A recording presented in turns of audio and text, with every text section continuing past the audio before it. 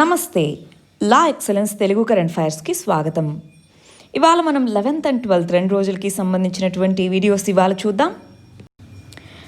Article start చేసే ముందుగా మనకు ఇంపార్టెంట్ కొటేషన్ ఇవాళ. సక్సెస్ అనేటటువంటిది ఒకేసారి మనం ఇది చేసాము సక్సెస్ వచ్చింది అలా కాదు.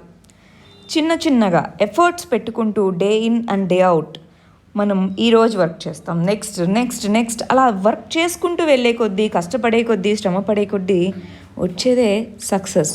దాని యొక్క అక్యుములేషనే సక్సెస్, అంతేగాని ఓవర్ నైట్ వచ్చేది కాదు. ఓవర్ నైట్ సక్సెస్ అనేటటువంటిది ఏదో రేర్ కేసెస్లో తప్ప అది రాదు. మనం దాన్ని సక్సెస్ అని కూడా పిలవలేం. మనం దేనికోసమైతే కష్టపడి శ్రమించి వర్క్ చేస్తామో దాని గురించి ఆలోచిస్తూ దాని గురించి వర్క్ చేస్తూ ఉంటే అది మనకి ఖచ్చితంగా సక్సెస్కి లీడ్ చేస్తుంది. సరే, మరి ఫస్ట్ ఆర్టికల్ వచ్చేటప్పటికి సైన్స్ అండ్ టెక్నాలజీకి సంబంధించినటువంటిదండి. దీంట్లో మరి వ్యాక్సిన్స్, మరి కరోనా వైరస్కి సంబంధించిన టెస్టింగ్, వీటి గురించి ఆర్టికల్లో ఇవ్వడం జరిగింది. పేపర్ స్ట్రిప్ బేస్డ్గా వైరస్ టెస్ట్ అనేటటువంటిది కొద్ది రోజుల్లో మనకు అవైలబిలిటీ ఉంటుంది అని చెప్తున్నారనమాట. అంటే ఏంటి అసలు ఈ టెస్టింగ్ ఏంటి, ఆ టెస్టింగ్ ఏ విధంగా వర్క్ అవుతుంది? పేపర్ స్ట్రిప్ బేస్డ్ టెస్టింగ్ అంటున్నారు కదా, అసలు ఆ టెస్టింగ్ ఏంటి, ఆ టెస్టింగ్ యొక్క వర్కింగ్ మెకానిజం ఏ విధంగా ఉంటుంది? సో అవి రెండు మనం తెలుసుకుందాము. వ్యాక్సిన్స్కి సంబంధించి ఏం చెప్తున్నారు? వ్యాక్సిన్స్ అనేటటువంటివి త్వరలోనే రాబోతున్నాయి అంటున్నారు. మరి దానికి సంబంధించి ఒక స్పెషల్ ఆర్టికల్ కూడా ఉంది ఇవాళ, అది చూద్దాం. దానికంటే ముందు ఈ రెండింటికి సంబంధించి చూద్దామండి. ఫస్ట్ ఇక్కడ చూడండి, ఫెల్యుడా అనేటటువంటి టెస్ట్ సిఎస్ఐఆర్ ఇన్స్టిట్యూట్ దీన్ని డెవలప్ చేయడం జరిగింది అని చెప్తున్నారనమాట. అసలు ఈ టెస్ట్కి సంబంధించిన ఇంపార్టెంట్ ఫీచర్స్ ఏంటి? కాస్ట్ అనేటటువంటివి చాలా తక్కువ. ఇప్పుడు 2500 అలా ఉంది ఆర్టీపీసీఆర్ టెస్ట్, అవునా?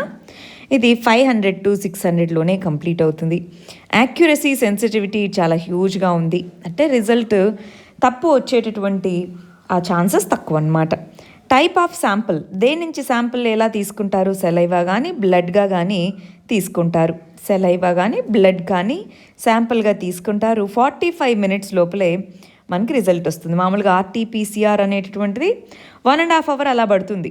ఇది మనకి చాలా త్వరగా క్విక్గా రిజల్ట్ ఇస్తుంది. మరి ఇది ప్రెగ్నెన్సీ టెస్ట్కి సంబంధించినటువంటి ఏవైతే స్ట్రిప్స్ ఉంటాయో అలాంటి సిమిలర్గా ఉంటుందా అని అన్నారనమాట. ఎస్, సిమిలర్గానే ఉంటుంది. అయితే ఇక్కడ ఇది న్యూక్లిక్ యాసిడ్ ప్రోటీన్ టెస్ట్ కాదు, న్యూక్లిక్ యాసిడ్ టెస్ట్ అని చెప్తున్నారు. సింపుల్గా చెప్పాలి అంటే ఫెల్యుడా అనేటటువంటిది చాలా తక్కువ కాస్ట్తో, అంటే కాస్ట్ ఎఫెక్టివ్గా ఉండేటటువంటి, యాక్యురసీ బాగా ఉండేటటువంటి, ఇండిజినస్గా తయారు చేసినటువంటి COVID-19 testing very very important. Next article వచ్చేటప్పటికి మానిటరీ పాలసీకి సంబంధించి ఆర్బీఐ రీసెంట్గా మానిటరీ పాలసీ కమిటీ డెసిషన్స్ తీసుకోవడం జరిగింది, అవునా? ఎంపీసీని కాన్స్టిట్యూట్ చేశారు అన్నాం. మనం లాస్ట్ 3 daysగా దీని గురించి చదువుకున్నాం. ఇక్కడ ఒక పదం గురించి గుర్తుపెట్టుకోవాలండి, అదేంటి? అకామడేటివ్ అన్నారు. అకామడేటివ్ అంటే ఏంటి? గ్రోత్ని పెంచే విధంగా, అకామడేట్ చేసే విధంగా ఇన్వెస్ట్మెంట్స్ని పెంచాలి. సో దానికి అనుగుణంగా మరి ఈ పర్టికులర్ మానిటరీ పాలసీని ఉంచడం జరిగింది అని చెప్తున్నారు. సో అకామడేటివ్గా ఉండేలాగా మానిటరీ పాలసీ, ఫర్ ఎగ్జాంపుల్ మనకు ప్రిలిమ్స్లో అకామడేటివ్ మానిటరీ పాలసీ అంటే ఏంటి అని కానీ, లేదా అకామడేటివ్ మానిటరీ పాలసీకి ఏవేవి ఫీచర్స్ అని కానీ ఇలాగ అడగొచ్చు అనమాట. సింపుల్గా చెప్పాలంటే అకామడేటివ్ మానిటరీ పాలసీ అంటే ఏంటి? ఇంట్రెస్ట్ రేట్స్ తక్కువ ఉంచి దాని ద్వారా ఇన్వెస్ట్మెంట్స్ పెంచడానికి ప్రయత్నించడము, దాన్నే అకామడేటివ్ మానిటరీ పాలసీ అంటాము. ఒక్కసారి మరి లాస్ట్ వీడియోస్ నుంచి ఎంపీసీ అంటే ఏంటి దానికి సంబంధించిన ఒకసారి గుర్తెచ్చుకోవాలి. నెక్స్ట్ ఆర్టికల్ వచ్చేటప్పటికి సైన్స్ అండ్ టెక్నాలజీలో చదువుకుంటాము. వ్యాక్సిన్స్ని ఒక కామన్ గుడ్గా పరిగణించాలి, రైట్? కామన్ గుడ్గా పరిగణించాలి అంటున్నారు. ఏంటిది, ఎందుకని? ఫర్ ఎగ్జాంపుల్ ఒక కంపెనీ వ్యాక్సిన్ని తయారు చేసిందండి, ఎక్స్ అనే కంపెనీ తయారు చేసింది అనుకుందాం. COVID-19 ఇప్పుడు మనకు తెలుసు ప్రపంచవ్యాప్తంగా ఎన్నో మరణాలు ఇవి సంభవిస్తూ ఉన్నాయి. మరి ఈ కంటెక్స్లో వాళ్ళు ఏమంటారు? మేము ఎంతో ఖర్చు పెట్టి టెక్నాలజీని బేస్ చేసుకుని డెవలప్ చేశాం కదా, మాకు దీని మీద పేటెంట్ ఉండాలి అంటారు. పేటెంట్ అంటే ఏంటి? వాళ్ళకే దాని మీద ఎక్స్క్లూజివ్ రైట్ ఉంటుంది.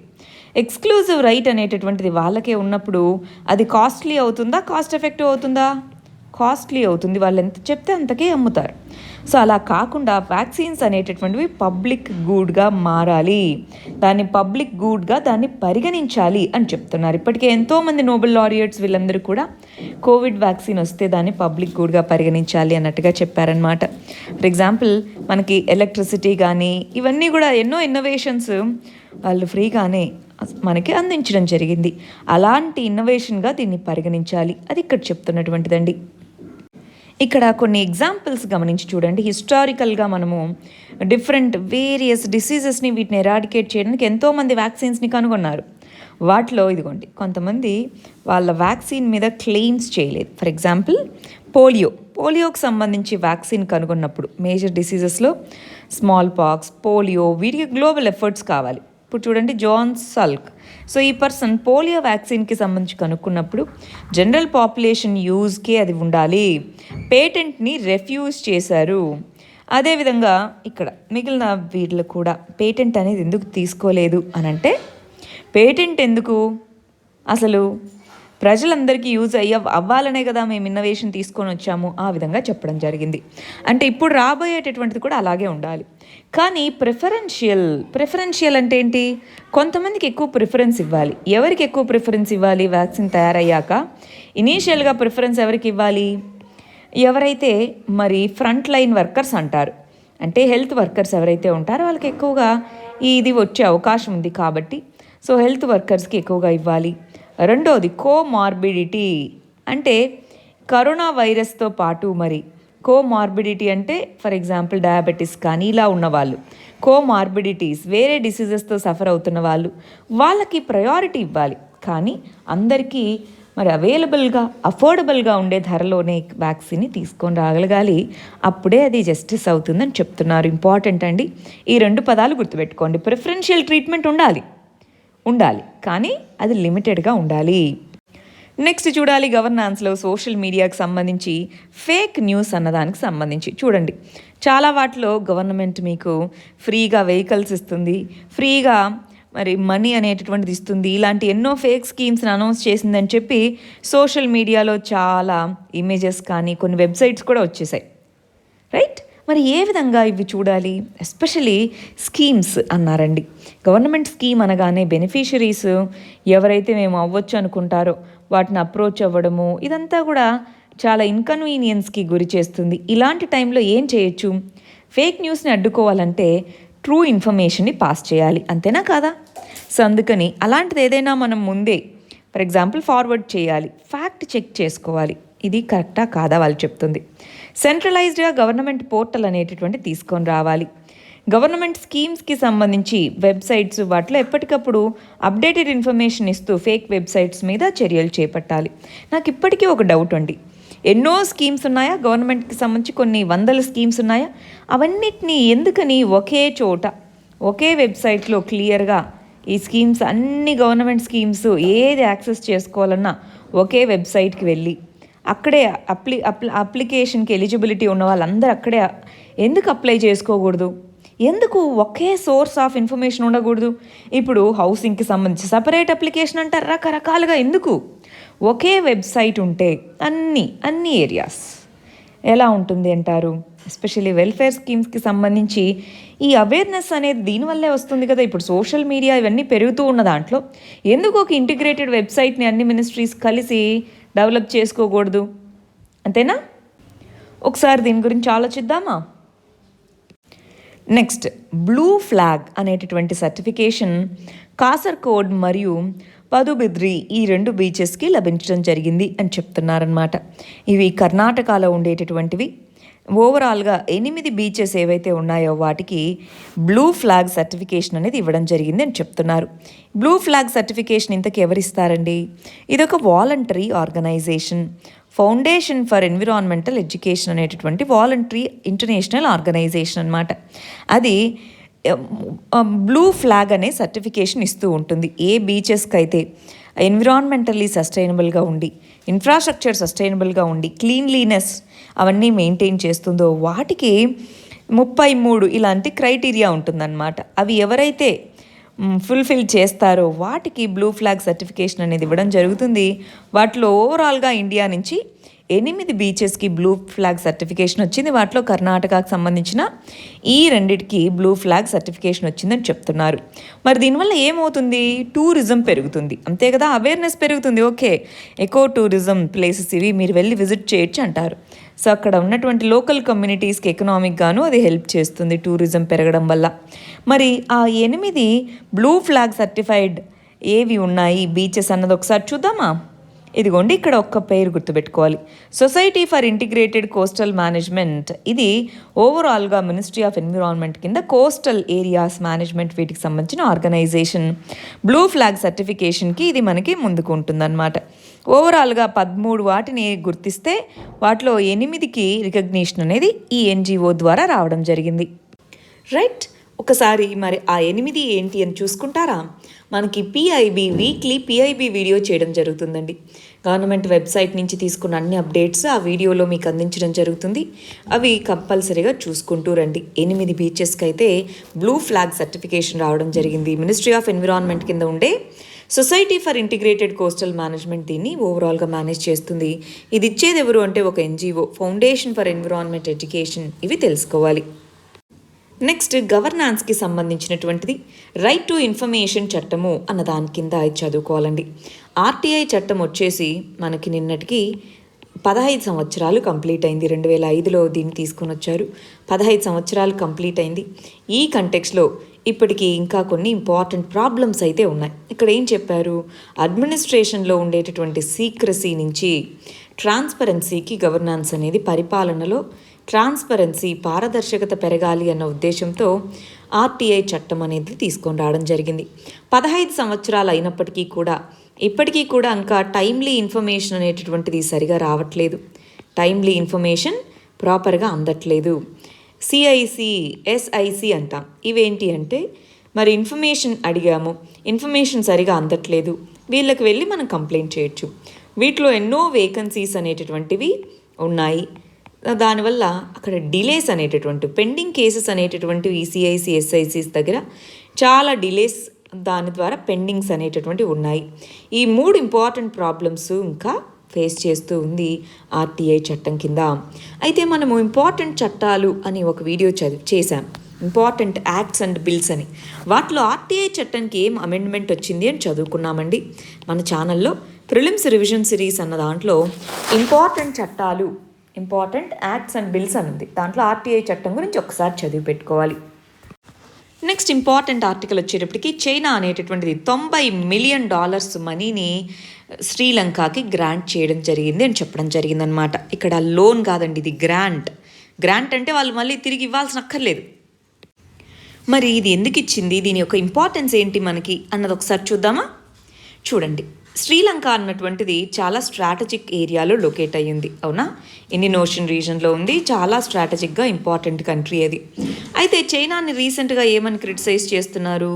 చైనా అనేటటువంటిది అందరికీ అప్పులు ఇచ్చి వాళ్ళని డెట్ ట్రాప్, అప్పుల ఊబిలోకి తీసుకెళ్తుంది, వాళ్ళకి అది ఏమీ హెల్ప్ చేయట్లేదు, డెట్ ట్రాప్లోకి తీసుకెళ్తుంది అన్నది కంప్లైంట్ అనమాట. ఆ కంటెక్స్లో ఇప్పుడు చైనా ఏం చేసింది?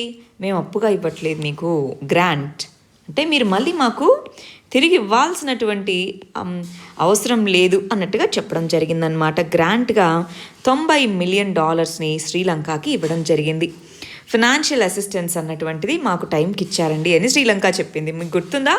శ్రీలంకన్ ప్రెసిడెంట్ మనల్ని అడిగినప్పుడు మీరు అప్పు ఏదైతే ఇచ్చారో అది కొన్ని రోజులు పోస్ట్పోన్ చేసుకోండి, ఇప్పుడు తిరిగి ఇవ్వలేమన్నా మనం ఏం చెప్పలేదు, అప్పు ఇవ్వండి అన్నా మనం ఏం చెప్పలేదు.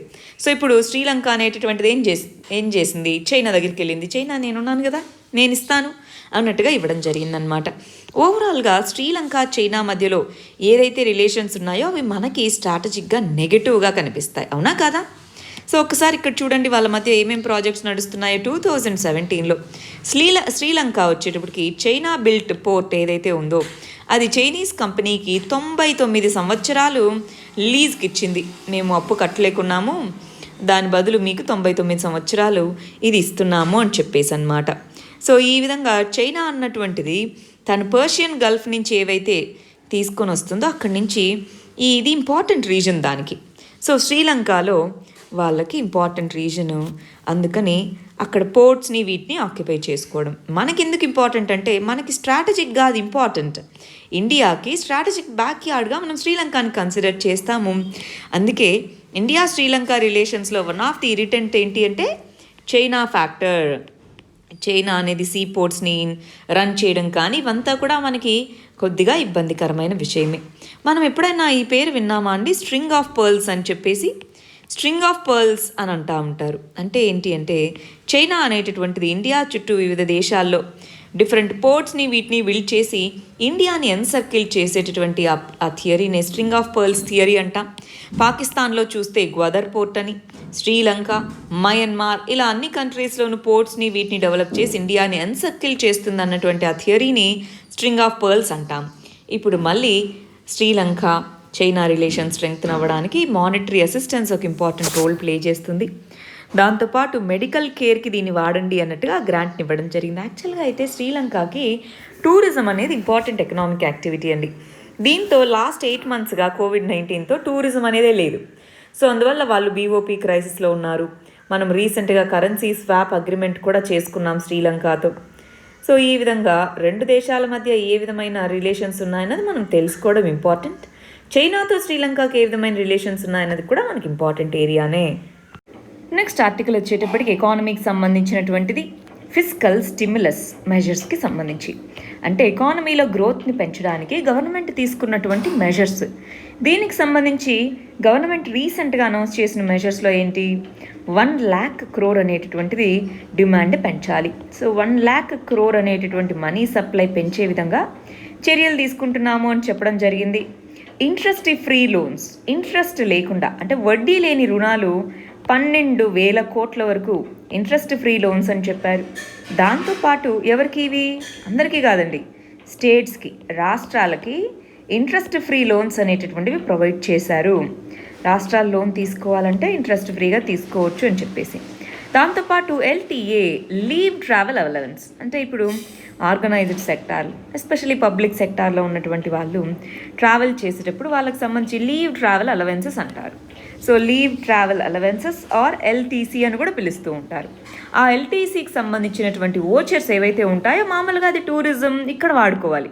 కానీ ఆ ఓచర్స్ మీరు కన్స్యూమర్ గూడ్స్ అంటే మనం నార్మల్గా దినుసులు వీటిని కొనుక్కోవడానికి కూడా ఆ క్యాష్ ఓచర్స్ అనేటటువంటి వాడుకోవచ్చు పబ్లిక్ సెక్టర్ ఎంటర్ప్రైజెస్కి సంబంధించిన వాళ్ళు, సెంట్రల్ గవర్నమెంట్ ఎంప్లాయీస్ అని చెప్పడం జరిగింది.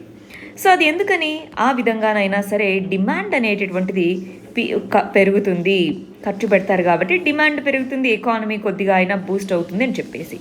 కానీ టూరిజం సెక్టార్ వచ్చేటప్పటికి ఆల్రెడీ టూరిజం వెనకబడి ఉంది. మీరేమో మళ్ళీ ఇప్పుడు ఆ ఏవైతే లీవ్ ట్రావెల్ అలవెన్సెస్ ఏవైతే ఉన్నాయో వాటిని మీరు నార్మల్కి వాడుకోవచ్చు అంటే ఇంక టూరిజం ఎలా డెవలప్ అవుతుంది అని కొంతమంది క్రిటిసైజ్ చేశారు. బట్ ఏదేమైనప్పటికీ ఇవి గవర్నమెంట్ రీసెంట్గా అనౌన్స్ చేసినటువంటి మెజర్స్ అన్నమాట, ఫిస్కల్ స్టిమ్యులస్ మెజర్స్. ఇక్కడ బాగా గమనించాలండి, స్టేట్స్ని లోన్ తీసుకోండి, సెంటర్ లోన్ తీసుకుంటే మాకు వడ్డీ రేట్ ఎక్కువ పడుతుంది, సెంటర్ యొక్క వడ్డీ రేట్లను బట్టి మిగిలినవి కూడా మారుతాయి కాబట్టి స్టేట్స్ని తీసుకోమని అడిగింది. అయితే GST కౌన్సిల్ అంటాం, గూడ్స్ అండ్ సర్వీసెస్ ట్యాక్స్కి సంబంధించి GST కౌన్సిల్ అనేటటువంటిది ఉంది. ఆ GST కౌన్సిల్ మీటింగ్లో ఏది అంటూ ఒక ఫైనలైజేషన్ అవ్వలేదు. కొన్ని రాష్ట్రాలు ఎస్పెషల్లీ తెలంగాణ ఇలాంటి రాష్ట్రాలు క్రిటిసైజ్ చేశాయి, లేదు మీరే ఇవ్వాలి, కంపెన్సేషన్ ఎంతైతే ఉందో అది మీరే ఇవ్వాలి అన్నట్టుగా క్రిటిసైజ్ చేయడం జరిగింది. బట్ ఏదైతేనేమి గవర్నమెంట్ కొన్ని ఫిస్కల్ స్టిమ్యులస్ మెజర్స్ని అనౌన్స్ చేసింది. ఈ కంటెక్స్లో అసలు ఫిస్కల్ స్టిమ్యులస్ అంటే ఏంటి అన్న పదానికి మనం మీనింగ్ తెలిసి పెట్టుకోవాలండి. ఫిస్కల్ స్టిమ్యులస్ అంటే ఏంటి, గ్రోత్ని పెంచేందుకు గాను గవర్నమెంట్ ఎక్కువ మనీ స్పెండ్ చేసే విధంగా తీసుకునే మెజర్స్నే ఫిస్కల్ స్టిమ్యులస్ మెజర్స్ అని అంటాము. నెక్స్ట్ పాలిటిక్స్ సంబంధించి వెరీ వెరీ ఇంపార్టెంట్ ఇష్యూ అండి, ఇండియన్ ఫెడరలిజం అనే దానికి సంబంధించి. మామూలుగా మన ఇండియాలో ఉండేటటువంటి మల్టీ పార్టీ డెమోక్రసీ, అవునా, మన రాజ్యాంగంలో మల్టిపుల్ పార్టీస్ అనేటటువంటివి ఉండాలి అన్నదే, మల్టిపుల్ పార్టీస్ అనేటటువంటివి ఉంటాయి, మల్టీ పార్టీ డెమోక్రసీ అంటాం. అయితే ఇనీషియల్గా 1950s 1960s ఈ పీరియడ్ అంతా కూడా సింగిల్ పార్టీ డామినేట్ చేసింది, అవునా. ఒక 16-17 సంవత్సరాల వరకు ఓన్లీ కాంగ్రెస్ పార్టీయే డామినేట్ చేసింది. సో ఆ టైంలో ఉన్నటువంటి ఆ పొలిటికల్ వ్యవస్థని కాంగ్రెస్ సిస్టమ్ అని అంటారు. సో ఒకటే పార్టీ అయినప్పటికీ పార్టీ లోపల వివిధ రకాల వర్గాలు ఉండేవి. పార్టీ లోపలే కొంతమంది కమ్యూనిస్ట్ సపోర్ట్ చేసే వాళ్ళు ఉండేవాళ్ళు, పార్టీ లోపలే సోషలిస్టులు ఉండేవాళ్ళు, పార్టీ లోపలే క్యాపిటలిస్టులు ఉండేవాళ్ళు. సో కాంగ్రెస్ సిస్టమ్ అని అప్పుడు పేరు పెట్టారనమాట. ఒకటే పార్టీ కానీ మల్టీ రిప్రజెంటేషన్ అనేటటువంటిది మల్టిపుల్ ఐడియాలజీస్ని రిప్రజెంట్ చేస్తూ ఆ పర్టికులర్ పార్టీ సిస్టమ్ పనిచేసింది. ఆ తర్వాత కాంగ్రెస్ డామినెంట్ సిస్టమ్ అంటే 1970s Indira Gandhi time, 1970s 1980s ఆ టైంలో స్లోగా మనకి కొయిలీషన్ అనేటటువంటిది వచ్చింది. బట్ వన్ పార్టీ డామినెన్స్ అయితే ఉండింది. వన్ పార్టీ డామినెన్స్ కొన్ని రోజులు ఉండింది, కొన్ని రోజులు అలా ఉంది. 1990s నుంచి బాగా గమనించాలి, 1990s నుంచి 2014 వరకు మనకున్న వ్యవస్థ కొయిలీషన్ పార్టీస్ అంటారు. కొయిలీషన్ అంటే ఏంటి? 2-3 పార్టీలు కలిపి మరి గవర్నమెంట్ని ఫామ్ చేయడం. 2014 నుంచి ఇప్పటి వరకు మళ్ళీ సింగిల్ పార్టీ డామినేట్ చేస్తూ వస్తుంది. అవునా? బీజేపీ అనేది ఎన్డీఏ కూటమియే, కానీ బీజేపీ ఒక మేజర్ పార్టీగా అవతరించింది. ఆ ఒక్క పార్టీయే గవర్నమెంట్ని ఫామ్ చేయగలదు, అన్ని సీట్లు ఉన్నాయి కాబట్టి. మరి ఇలాంటి టైంలో ఫెడరలిజం అనేటటువంటిది ఏ విధంగా ఉంది? ఫెడరలిజం అంటే ఏంటి? స్టేట్స్కి ఏ విధంగా డివాల్వ్ చేస్తున్నాయి పవర్స్ అనేటటువంటివి, స్టేట్స్కి సంబంధించి వాటిని ఏ విధంగా చూస్తున్నాయని. రీసెంట్గా చూస్తే అగ్రికల్చర్ రిలేటెడ్గా బిల్స్ పాస్ చేయడం అనేటటువంటిది ఫెడరలిజాన్ని మరి పక్కదో పట్టించేలాగా ఉంది. ఈ ఫెడరలిజంకి రెస్పెక్ట్ ఇవ్వట్లేదన్నది వచ్చింది. అంటే ఒకే పార్టీకి మెజారిటీ ఉండడంతో స్టేట్స్ని పట్టించుకోవట్లేదు అన్న క్రిటిసిజం వచ్చింది. ఇంతకుముందు సింగిల్ పార్టీ డామినెన్స్ ఉన్నప్పటికీ మల్టిపుల్ ఐడియాలజీస్ ఉన్నాయి. సో దానివల్ల అక్కడ బ్యాలెన్స్ కుదిరింది. ఇప్పుడు ఆ ఫెడరలిజంకి మరి తగ్గిపోతుంది ఆ ఫెడరలిజం అన్నది. అగ్రికల్చర్ సంబంధించి అయితేనేమి, జిఎస్టీ సంబంధించి అయితేనేమి, జిఎస్టీ కంపెన్సేషన్కి సంబంధించి మనం చూసాం ఏమైందో. సో వీటన్నిటిని దృష్టిలో పెట్టుకుంటే ఫెడరలిజం అసలు ఏ విధంగా ఉంది ఇప్పుడున్నటువంటి సింగిల్ పార్టీ డామినెన్స్ సిస్టంలో అన్నది ఇప్పుడు క్వశ్చన్ అనమాట. నెక్స్ట్ ఆర్టికల్ వచ్చేటప్పటికి సైన్స్ అండ్ టెక్నాలజీలో చదువుకుంటాం. జీన్ ఎడిటింగ్ రీసెంట్గా మనకు తెలుసు కదా, నోబెల్ కెమిస్ట్రీ ప్రైజ్ అనేటటువంటిది CRISPR-Cas9. సో CRISPR-Cas9 అంటే Cas9 అనేది ప్రోటీన్, క్రిస్పర్ అనేది ఒక మెథడ్ అనమాట. ఏంటిది ఇంతకీ? ఒక జీన్ ఎడిటింగ్ టూల్. జన్యువులని మరి ఎడిట్ చేసేందుకు జీన్ ఎడిటింగ్ టూల్గా మనం దీన్ని చెప్తాం. అయితే జీన్ ఎడిటింగ్ అనేది మంచిదే. ఎందుకని? రకరకాల అప్లికేషన్స్ జీన్ ఎడిటింగ్ వల్ల ఉన్నాయి. ఒకటి మెడికల్ ఫీల్డ్లో వచ్చేటప్పటికి జన్యుపరమైన వ్యాధులతో బాధపడుతున్న వాళ్ళకి ట్రీట్మెంట్ అందించడానికి ఇది ఎంతగానో ఉపయోగపడుతుంది. అటు అగ్రికల్చర్ వైపుగా మనం చూసుకుంటే జిఎం క్రాప్స్ అంటాం, జెనెటికల్లీ మాడిఫైడ్ ఆర్గానిజమ్స్ అని. సో జిఎం క్రాప్స్ వాటికి ఇది ఉపయోగపడుతుంది, యానిమల్ హస్బెండరీకి ఇది ఉపయోగపడుతుంది. దాంతోపాటు ఇండస్ట్రియల్ యాక్టివిటీ, ఇండస్ట్రీస్లో మరి వివిధ రకాల బ్యాక్టీరియాస్ ఇవి యూజ్ చేసుకోవచ్చు, రైట్. దాంతోపాటు ఎన్విరాన్మెంట్కి సంబంధించి ఫర్ ఎగ్జాంపుల్ ఆయిల్ని తినేసేటటువంటి బ్యాక్టీరియా దాన్ని తయారు చేయొచ్చు ఆ జీన్ ఎడిటింగ్ టూల్తో చేయొచ్చు.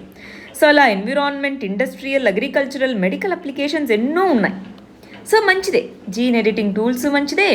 జీన్ ఎడిటింగ్ అనేటటువంటిది బయోటెక్నాలజీలో ఒక పార్ట్ అనమాట, మంచిదే. కానీ దీన్ని మిస్యూజ్ చేసుకునేటటువంటి అవకాశం ఉందా? అది ఇక్కడ క్వశ్చన్.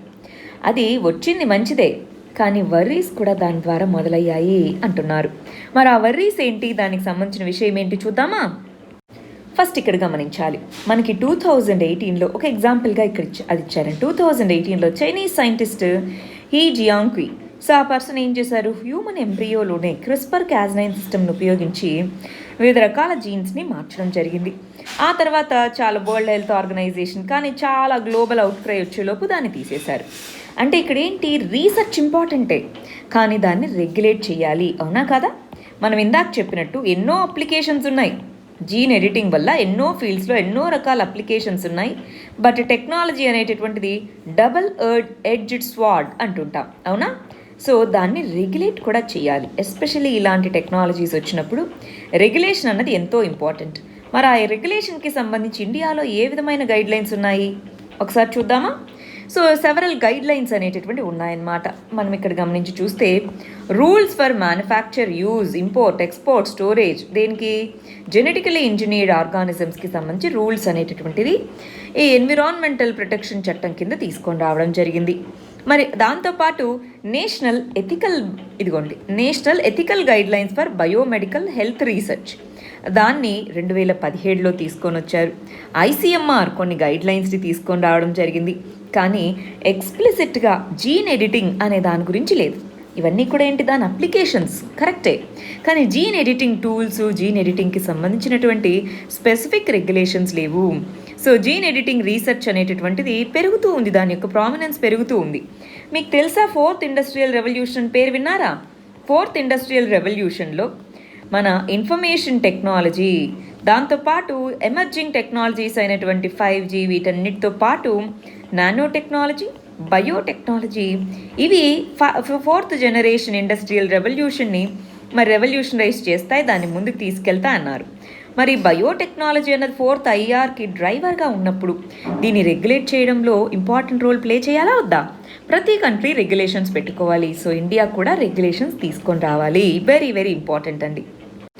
నెక్స్ట్ ఆర్టికల్ చూడండి, డెమోక్రసీలో ప్రొటెస్ట్ అనే వాటి యొక్క రోల్ ఏంటి? రీసెంట్గా ఏమన్నారు, షహీన్ బాగ్ ఢిల్లీలో, ఇదిగో మీరు నోటిఫైడ్ ఏరియాస్లో ప్రొటెస్ట్లు చేసుకోండి, మీకు ఇష్టం వచ్చినట్టుగా రోడ్స్ వీటన్నిటిని బ్లాక్ చేసుకుంటూ పోతే కాదు. సో అడ్మినిస్ట్రేషన్కి ఆ పవర్ అనేటటువంటిది ఉంది. రైట్ టు కమ్యూట్ చేసుకునేటటువంటి పవర్ అనేటటువంటిది ఉంది. రైట్ అనేటటువంటిది అందరికీ ఉంది. నోటిఫైడ్ ఏరియాస్లో ప్రొటెస్ట్ చేసుకోవచ్చు, డెమోక్రసీని అది స్ట్రెంగ్తెన్ చేస్తుంది. కానీ ఎలా పడితే అలాగా ఎక్కడంటే అక్కడ కాదు, అడ్మినిస్ట్రేషన్ దానికి తగ్గట్టుగా చర్యలు తీసుకోవాలి అని చెప్పింది. మరి ఇదే పవర్ అనేటటువంటిది ఇప్పుడు ఉపయోగించుకొని గవర్నమెంట్ లెజిటిమేట్ ప్రొటెస్ట్ని కూడా మరి అణిచివేయాలని చూస్తే ఎలాగా? అంతేనా? పర్పస్ ఆఫ్ ప్రొటెస్ట్ ఏంటి? గవర్నమెంట్ వినాలి, ఇంజస్టిస్ జరుగుతుంది ఇక్కడ, లేదా మాకు ఇది కావాలి అది చెప్తారు. కానీ దాన్నే అణిచివేయడానికి గవర్నమెంట్ ఇప్పుడు సుప్రీంకోర్టు ఏదైతే రూల్స్, ఇవి సుప్రీంకోర్టు యొక్క జడ్జిమెంట్ ఏదైతే ఉందో దాన్ని ఉపయోగించే ప్రొటెస్ట్లను సప్రెస్ చేయొచ్చు. ఎస్, బ్యాలెన్స్ ఉండాలి. రైట్ టు ప్రొటెస్ట్కి మరియు రైట్ టు కమ్యూట్కి బ్యాలెన్స్ ఉండాలి. కానీ ఆ బ్యాలెన్స్ అనేటటువంటిది కొన్నిసార్లు దేని వైపుగా మొగ్గు చూపాలి అన్నటువంటిది కోర్టు క్లారిఫై చేయలేదు. ఆ కంటెక్స్లో మరి ప్రొటెస్ట్లని అణచివేసేటటువంటి అవకాశం చాలా వరకు ఉంది అన్నట్టుగా ఈ ఆర్టికల్లో చెప్తున్నారు. మనం బాగా గమనించి చూడాలండి. సుప్రీంకోర్టు తన జడ్జిమెంట్ చెప్పేటప్పుడు ఏం చెప్పింది? డిజిటల్ మీడియంస్కి వచ్చాక అసలు పర్పస్ ఏంటి? లీడర్లెస్ మూమెంట్గా మారిపోయి ఒక పర్పస్లెస్గా మారుతూ ఉంది. దాన్ని తగ్గించాలి. ఫండమెంటల్ రైట్స్ అనేవి ఐసోలేషన్లో ఉండవు, 2 రైట్స్ని బ్యాలెన్స్ చేయాలి అన్నారు. ఇక్కడ కూడా ఏంటి? ఎస్, అడ్మినిస్ట్రేషన్ చర్యలు చేపట్టాలి, కరెక్టే. కానీ దాన్ని మిస్యూజ్ చేసుకునేటటువంటి ఇది కూడా ఉంది. మరి దాన్ని ఎలా అరికట్టాలన్నదే ఇప్పుడు క్వశ్చన్ అనమాట. నెక్స్ట్ ఆర్టికల్ చూడండి, గవర్నాన్స్ కింద చదువుకుంటాం. టీఆర్పీ టార్గెట్ రేటింగ్ పాయింట్స్ అంటున్నాం. సో దీనికి సంబంధించి బాగా గొడవ జరుగుతుంది కదా, ఇదేంటో కూడా మనం చదువుకున్నాం. టార్గెట్ రేటింగ్ పాయింట్స్ అసలు ఇంతకీ ఏంటండి ఇది? మనం ఏదన్నా ఒక టీవీ ఛానల్ ఆన్ చేసాము, మనం చూసే ప్రతి మినిట్కి ఏ ఛానల్లో ఎవరు ఎంతసేపు చూస్తున్నారన్నది రికార్డ్ అవుతుంది. మరి వాటన్నిటికీ ఒక సెంట్రలైజ్డ్ డేటాబేస్ ఉండాలా? సో దేనికి ఏ ఛానల్లో ఏ ప్రోగ్రామ్కి ఎంత వస్తుందన్నది ఒక సెంట్రలైజ్డ్ డేటాబేస్ అనేటటువంటిది ఉండాలి. ఆ సెంట్రలైజ్డ్ డేటాబేస్ని అన్ని టీవీ ఛానల్స్కి మెయింటైన్ చేయడానికి మనకి కొన్ని ఇన్స్టిట్యూషన్స్ అనేటటువంటివి ఉన్నాయి. కాకపోతే అది గవర్నమెంట్ ద్వారా మెయింటైన్ చేయబడేది కాదు, అదొక వాలంటరీ ఇన్స్టిట్యూషన్ అన్నమాట. అదేం చేస్తూ ఉంటుంది? సుమారుగా కొన్ని వేల ఇండ్లలో, హౌస్ హోల్డ్స్లో టీవీ సెట్స్లో ఏది చూస్తున్నారో అని చూస్తుంది. కాకపోతే ఎవరింట్లో నుంచి వచ్చే సిగ్నల్ని టీఆర్పీ రేటింగ్స్కి వాడుకుంటున్నారని చెప్పదు. అంటే కొన్ని శాంపుల్ సైజ్ని మాత్రమే తీసుకుంటుంది, అన్ని టీవీ సెట్స్ నుంచి వచ్చే డేటాను చూడదు. ఆ శాంపుల్ సైజ్ అనేది ఇండియాలో చిన్నగా ఉండడము, ప్లస్ ఆ హౌస్ హోల్డ్స్ ఏంటి అన్నవి ఏ హౌస్ హోల్డ్స్ నుంచి డేటాని గ్యాదర్ చేసుకుంటున్నదన్నది సీక్రెటివ్గా ఉంచాలి. కానీ దాన్ని పబ్లిక్గా చెప్తే ఏమవుతుంది, లేదా కొన్ని ఛానల్స్కి చెప్తే ఏమవుతుంది? ఆ పర్టికులర్ హౌస్ హోల్డ్స్ మీరు ఇదే ఛానల్ చూడండి ఎక్కువసేపు అని చెప్పేదనుకుంటుంది. సో ఆ విధంగా కొంతమంది ఈ డేటాను తీసుకొని దాన్ని మ్యానిపులేట్ చేస్తున్నారు టీఆర్పీ రేటింగ్స్ని అన్నది ఇప్పుడున్న కాంట్రవర్సీ అండి. మరి ఏ విధంగా రెగ్యులేట్ చేయాలండి దీన్ని? దీనికంటూ ఒక ఇండిపెండెంట్ రెగ్యులేటర్ ఉండాలి. ఈ టీవీ ఛానల్స్ వీళ్ళే ఒక సెల్ఫ్ రెగ్యులేటర్ కాకుండా ఒక ఇండిపెండెంట్ రెగ్యులేటర్ ఉండి ఈ విధంగా డేటాని గ్యాదర్ చేయాలి. అంతెందుకండి, ఇప్పుడు యూట్యూబ్ ఉంది, యూట్యూబ్ కానీ నెట్ఫ్లిక్స్ కానీ వాళ్ళకి minute to minute, second to second metrics ఉన్నాయి. ప్రతి ఒక్కరి దగ్గర అది డేటాని గ్యాదర్ చేస్తుంది. ఓన్లీ ఎవరైతే ఇలాగ శాంపుల్ సైజ్ని తీసుకుని గ్యాదర్ చేయట్లేదు కదా, టీవీ సెట్స్ లాగా ఒక శాంపుల్ సైజ్ని తీసుకోవట్లేదు, మొత్తం అందరి దగ్గర డేటాను తీసుకుంటుంది. ఇప్పుడున్నటువంటి టెక్నాలజీస్, బిగ్ డేటా కానివ్వండి, ఆర్టిఫిషియల్ ఇంటెలిజెన్స్ కానివ్వండి, చాలా హ్యూజ్గా వినియోగిస్తున్నటువంటి టైంలో ప్రైవేట్ సెక్టారే అంత వినియోగించుకుంటున్నప్పుడు ఎందుకని ఈ టెక్నాలజీని ఉపయోగించుకొని ఒక ఇండిపెండెంట్ రెగ్యులేటర్ ఉండి అన్ని ఛానల్స్ అన్ని టైమ్స్లోనూ దాన్ని ఎందుకు మానిటర్ చేసి దాన్ని బేస్ చేసుకొని ఇంపార్షియల్గా ఎందుకు టీఆర్పీ రేటింగ్స్ ఇవ్వకూడదు? ఇంతకీ ఈ టీఆర్పీ రేటింగ్స్ ఎందుకు ఇంపార్టెంట్ అండి? వీటిని చూసే వాళ్ళకి అడ్వర్టైజ్మెంట్ వస్తుంది, అడ్వర్టైజ్మెంట్కి వచ్చి అప్రోచ్ అవుతారు. ఈ టీఆర్పీ రేటింగ్ని బట్టి వాళ్ళకి వచ్చే అడ్వర్టైజ్మెంట్సే 60% వాళ్ళ రెవెన్యూ అనమాట. సో వాళ్ళకి రెవెన్యూ రావాలంటే టీఆర్పీ రేటింగ్స్ పెరగాలి, ఎక్కువ మంది చూస్తున్నారు లేదా చూస్తున్నట్టు చూపించాలి. దానికోసం టీఆర్పీస్నే మ్యానిపులేట్ చేయడము మరి ఇది ఎంతవరకు సబబ్ అంటారు? కాదు. సో అందువల్ల దీనికంటూ ఒక సొల్యూషన్ తీసుకొని రావాలి. ఫర్ ఎగ్జాంపుల్ మనకి యూకే కానీ యూఎస్ఏలో కానీ చూస్తే అక్కడ ఏ విధమైన సిస్టమ్ ఉందో చూద్దామా? వాళ్ళకి ఈ విధంగా దేన్ని బేస్ చేసుకొని వాళ్ళకి అక్కడ రెగ్యులేట్ చేస్తున్నారు అంటున్నారు. చూడండి, ఇక్కడ ఆఫ్కామ్ లేదా ఫెడరల్ కమ్యూనికేషన్ కమిషన్ అంటారనమాట. యూకే యూఎస్ఏలో ఉండేటటువంటి వాళ్ళ రెగ్యులేటర్స్ ఇవి ఆఫ్కామ్ మరియు ఫెడరల్ కమ్యూనికేషన్ కమిషన్. ఆఫ్కామ్ యూకేకి సంబంధించింది, ఇది ఫెడరల్ కమ్యూనికేషన్ కమిషన్ యూఎస్ఏకి సంబంధించి. వాటిని గవర్నమెంట్ అపాయింట్ చేస్తుంది. గవర్నమెంట్ అపాయింట్ చేసిన అఫీషియల్స్ వీటిలో మెంబర్స్గా ఉంటారు. మరి కార్పొరేట్ వరల్డ్ నుంచి ఉంటారనమాట. కానీ మన దాంట్లో ఇండిపెండెంట్ రెగ్యులేటర్, మేమే సెల్ఫ్ రెగ్యులేట్ చేయాలి అంటారు. దాని బదులు సెల్ఫ్ రెగ్యులేషన్ బదులు ఇండిపెండెంట్ రెగ్యులేటరీ అథారిటీని తీసుకొని వస్తే అది బెటర్గా ఉంటుంది. అది ఇక్కడ చెప్పిన సజెషన్ అండి. నెక్స్ట్ ఆర్టికల్ వచ్చేటప్పటికి సోషల్ జస్టిస్, దీని కింద చదువుకుంటాం. ట్రాన్స్జెండర్స్ యొక్క రైట్స్ అన్న దాని కింద అండి. ఇక్కడ ఏం చెప్తున్నారు? పీనల్ ప్రొవిజన్స్ అంటే ఏ చట్టబద్ధమైనటువంటి ప్రొవిజన్స్ లేవు, ట్రాన్స్జెండర్స్ని సెక్షువల్ అసాల్ట్ నుంచి కాపాడేందుకు అని చెప్తున్నారు. అంటే ఇక్కడ మనం గమనించాల్సిన విషయం ఏంటి అంటే అండి, ఐపీసీ ఇండియన్ పీనల్ కోడ్లో person either male or female అన్నమాట. ఇప్పుడు ఇంకొక విషయం తెలుసా? సెక్షువల్ అసాల్ట్ అనేటటువంటిది మనకి ఏ విధంగా ఉంది? విమెన్ మీద చేస్తారు అన్నంత వరకు మాత్రమే ఇది ఉంది. అంటే విమెన్ ఒకవేళ మెన్ మీద సెక్షువల్ అసాల్ట్ చేస్తే దానికి పనిష్ చేసేటటువంటి చట్టాలు లేవు, రైట్? సెక్షువల్ అసాల్ట్ అనేటటువంటిది ఐపీసీలో ఇప్పుడున్న గైడ్ లైన్స్ ప్రకారం men on women or female. So అదే చట్టం అన్నమాట. ఇప్పుడు మెన్ అండ్ విమెన్ అని బైనరీగా గుర్తించినప్పుడు మరి ట్రాన్స్జెండర్స్ మీద జరిగేటటువంటి సెక్షువల్ అసాల్ట్ కానీ అది ఎవరు? మరి వాళ్ళకి ఈక్వల్ రైట్ ఆఫ్ ప్రొటెక్షన్ లేదా? మనకి గుర్తుందా అండి? సెక్షన్ 377ని కొట్టివేస్తూ సుప్రీంకోర్టు ట్రాన్స్జెండర్స్కి కూడా ఈక్వల్ రైట్ టు లైఫ్ ఉంది. ఆర్టికల్ 21 కానివ్వండి, ఆర్టికల్ 14 కానివ్వండి, అందరికీ సమానంగా వర్తిస్తాయని చెప్పారు. మరి అలాంటప్పుడు ఈ చట్టాలు ఎందుకు సమానంగా వర్తించవు అని చెప్పేసి కొంతమంది సుప్రీంకోర్టుకి వెళ్ళారు. మరి దాని కింద ఏం చెప్తారన్నది మనం చూడాలి. మామూలుగా చూడండి, వర్క్ ప్లేసెస్లో హరాస్మెంట్కి గురి అవుతే విమెన్కి ప్రొటెక్షన్ కల్పించడానికి విశాఖ గైడ్ లైన్స్ ఉంది. దాని తర్వాత విమెన్ అట్ వర్క్ ప్లేసెస్కి సంబంధించిన చట్టం కూడా తీసుకొచ్చారు. మరి వీళ్ళకి సంబంధించి ఏ విధంగా ఉంది అది ఇప్పుడు క్వశ్చన్ అనమాట. ఇప్పుడు చూడండి, విమెన్కి సంబంధించి అనుకోండి, సెక్షన్ 354 ఐపీసీలో section 354. So outraging the modesty of women అని ఉంది. సెక్షువల్ హరాస్మెంట్ వీళ్ళకి సంబంధించి. మరి విమెన్ అని మాత్రమే ఉంది, దాన్ని ట్రాన్స్జెండర్ అని కూడా ఇంటర్ప్రిట్ చేసుకోవచ్చా? అది ఇప్పుడు క్వశ్చన్ అనమాట. దానికి సంబంధించి సుప్రీంకోర్టు ఏం చెప్తుందో మనం చూడాలి. నెక్స్ట్ నోబెల్ ఎకనామిక్స్ ప్రైజ్ అనేటటువంటిది యూఎస్ఏకి సంబంధించిన ఇద్దరికి రావడం జరిగిందండి. సో ఆక్షన్స్ ఏ విధంగా జరుగుతాయి? మరి ట్రాన్స్పరెన్సీ ఇన్ ఆక్షన్ అనేటటువంటిది ఇంపార్టెంట్ కదా. ఇప్పుడున్నటువంటి దాంట్లో ఆక్షనింగ్ అనేటటువంటిది ప్రతి దాంట్లోనూ చూస్తున్నాం. ఎస్పెషల్లీ మనకి public resources, for example spectrum కానీ, ఆయిల్ వెల్స్ కానీ, న్యాచురల్ గ్యాస్ కానీ, వీటన్నిటిలో ఆక్షన్ అనేటటువంటిది ఒక ఇంపార్టెంట్ దీనిగా మారింది. సో ఆక్షన్ అనేటటువంటి దానికి సంబంధించి వీళ్ళ రీసెర్చ్కి కాను వీళ్ళకి ఎకనామిక్స్లో ఈ బహుమతి అనేటటువంటిది లభించింది. సో నాకు ఎప్పుడూ ఒక డౌట్ వస్తూ ఉంటుంది, ఎందుకని ఇప్పుడు మీరు చూసుంటారు కదా, అన్ని నోబెల్ ప్రైజెస్ చదువుంటారు, ఎందుకని యూరోపియన్ కంట్రీస్కి సంబంధించిన వాళ్ళకి లేదంటే యూఎస్ఏకి సంబంధించిన వాళ్ళకి ఎక్కువ వస్తూ ఉంటాయి, మిగిలిన వాళ్ళకి ఎప్పుడో రేర్గా వస్తాయి. లాస్ట్ ఇయర్ మన ఇండియన్ బార్న్ అభిజిత్ బెనర్జీకి వస్తే దాన్ని ఎంతో సెలబ్రేట్ చేసుకున్నాం. ఎందుకని ఫ్రీక్వెంట్గా మనకి రావట్లేదు? ఆలోచించండి ఎప్పుడైనా. నెక్స్ట్ వెరీ ఇంపార్టెంట్ ఆర్టికల్ అండి, ఎన్విరాన్మెంట్ డిజాస్టర్ మేనేజ్మెంట్కి సంబంధించింది. క్లైమేట్ చేంజ్లో దీన్ని చదువుకుంటాం. ఇది ఒక ఇంపార్టెంట్ డేటా పాయింట్గా మీకు యూజ్ అవుతుంది. యుఎన్కి సంబంధించిన డిజాస్టర్ రిస్క్ రిడక్షన్ ఈ ఇన్స్టిట్యూషన్ వచ్చేటప్పటికి ఇదిగో 7,348 మేజర్ డిజాస్టర్ ఈవెంట్స్ జరిగాయి. ఎప్పటి నుంచి? 2000 సంవత్సరం నుంచి 2019 వరకు. ఆ డిజాస్టర్స్లో ఓవరాల్గా 1.23 1.23 బిలియన్ లైవ్స్ అనేటటువంటివి ఎఫెక్ట్ అయ్యాయి, రైట్? సో ఆ కంటెక్స్లో $2.97 ట్రిలియన్ ఎకానమీ అనేటటువంటిది దెబ్బతినింది. మరి ఈ కంటెక్స్లో దీనికి మేజర్ రీజన్ వచ్చేటప్పటికి ఈ 20 ఇయర్స్లో మేజర్ రీజన్ క్లైమేట్ చేంజ్, వాతావరణంలో వచ్చేటటువంటి మార్పులే అని చెప్పడం జరిగిందనమాట. క్లైమేట్ చేంజ్ అనేది ప్రైమరీ రీజన్గా ఉంది. ప్లస్ దానికి తగ్గట్టుగా మన ప్రిపేర్డ్నెస్ లేదు.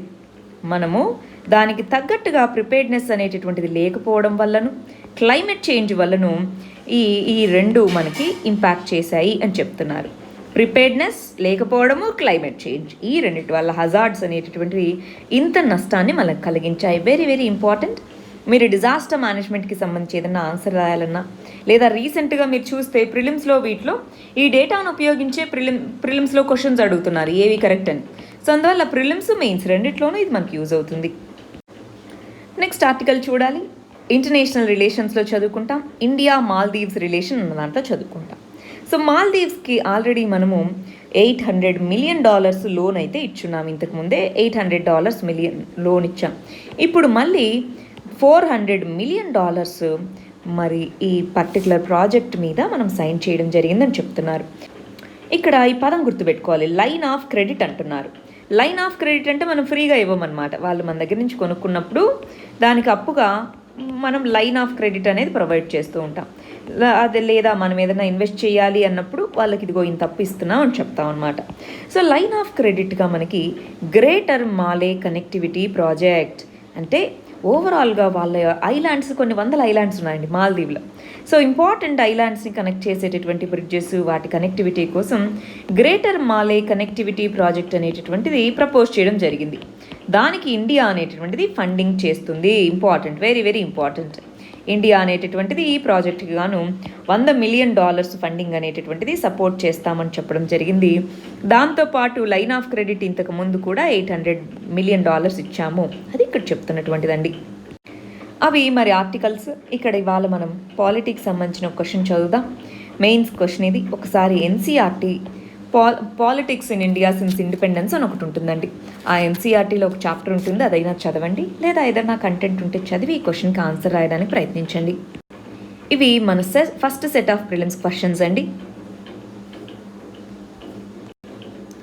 ఇవి మన second set of prelims questions. వీటికి ఆన్సర్స్ కమెంట్ సెక్షన్లో ఇవ్వండి. రేపు మనం వీటికి కరెక్ట్ ఆన్సర్స్ ఏంటో చూద్దాం. All the very best. Thank you very much.